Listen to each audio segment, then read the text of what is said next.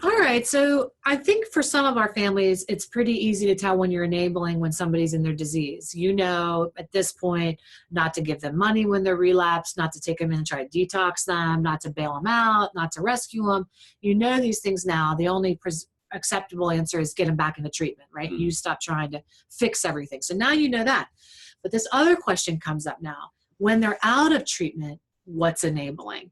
If I take them home with me to live with me, if I help pay their halfway, if I give them a car, you know, all these other questions come up. And am I still enabling? And we have one simple way to tell, and it's dependent upon what you're supporting.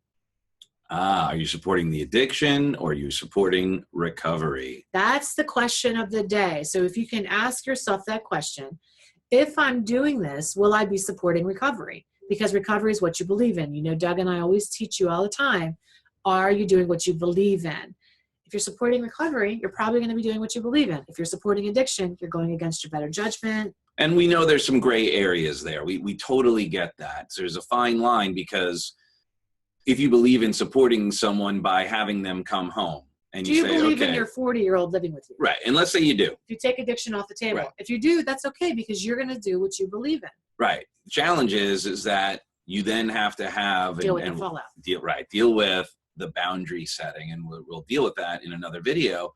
We just wanted you to think about sometimes what you're doing you may believe in, but then there's some gray areas, because oftentimes we'll hear people say things like, I brought my loved one home, and maybe they did believe that, but then they complain about the fact that their loved one who they brought home, which at the time they believed in, they were actually supporting the addiction, not the recovery, because now they won't step up. Now they won't get a job. Now they want to.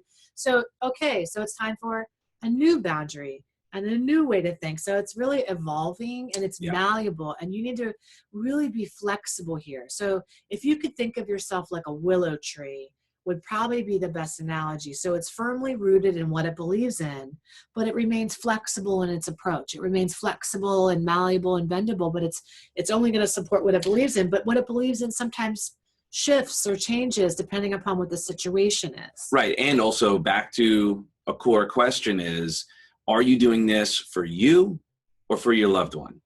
If you believe in your 40-year-old son or daughter coming to live at home, do you believe in that because it's giving you comfort to know you could keep an eye on them, or because you believe that that's appropriate for the situation?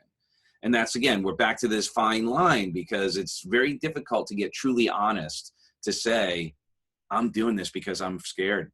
Yeah, that if I don't do it, they won't be able to take care of themselves. Yeah.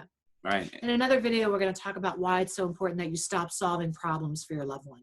Right. That's coming up. Stay tuned for that video. All right. See you soon. Bye-bye. Bye.